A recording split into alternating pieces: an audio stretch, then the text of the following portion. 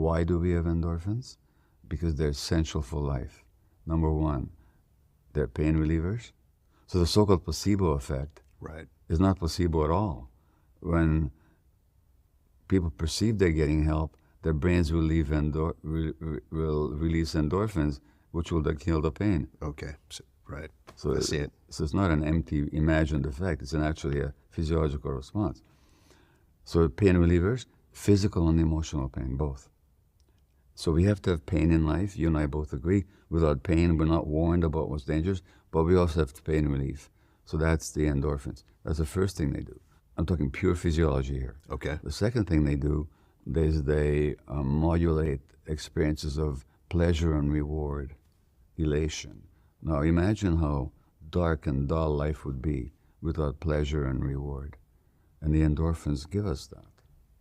That's the second thing they do. And the third thing that they do is the most important thing they do, and we've been talking about the whole day, which is attachment. Attachment, yes. So they make attachment possible. Now, when you speak to heroin addicts, and I've done this repeatedly, and say, well, what does it do for you? One of them said, first time I did heroin, it felt like a warm, soft hug. What was she talking about? Love. Mm. Another guy said to me, oh, heroin, doc, it's like you're sick and you're shivering with a fever and you're 3 years old and your mother wraps you in a warm blanket and gives you warm chicken soup. That's what the heroin feels like. They're talking about love. Yes.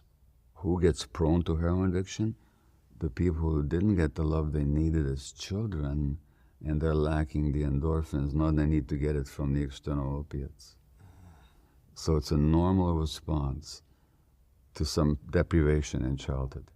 More generally speaking, I could give you a definition of an addiction and just again see how it fits for you. Okay. So addiction is manifested in any behavior where a person finds temporary pleasure or relief and therefore craves it, but then suffers negative consequences and can't give it up.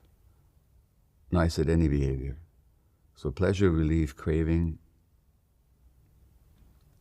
harm, inability to give it up. Give it up. I said any behavior. Could be heroin, crystal meth, cocaine, nicotine, alcohol. Pornography also. Pornography for sure. Yeah. Sex, work, shopping, eating, gambling, internet, cell phones, gaming, extreme sports, any self-cutting, bulimia, any number of activities. Now, my question to my audiences, in this case, my audience of one, is, according to that definition, have you ever had an addictive pattern in your life? According to that, many. Okay, all right. Many. Well, yeah, me too. Yeah. So then the question I was asked is, not what was wrong with the addiction, because we know what was wrong with it. What was right about it? What did it give you in the short term that you wanted? Right.